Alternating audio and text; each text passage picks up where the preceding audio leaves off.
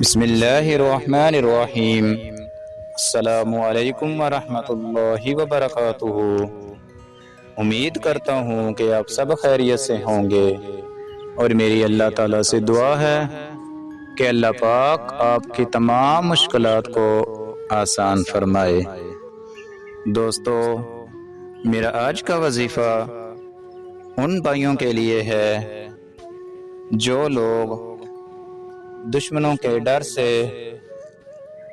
ہر وقت دشمنوں کے خوف سے یا دشمنوں کی اذیت میں مبتلا رہتے ہیں، تو وہ لوگ میرے اس وظیفے کو ایک دفعہ لازمی کریں۔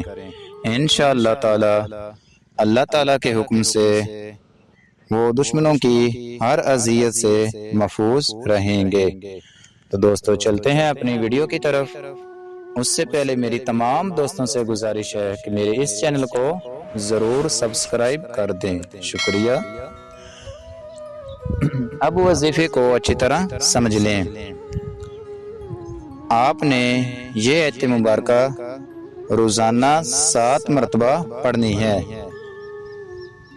آیت کو اچھی طرح سن لیں۔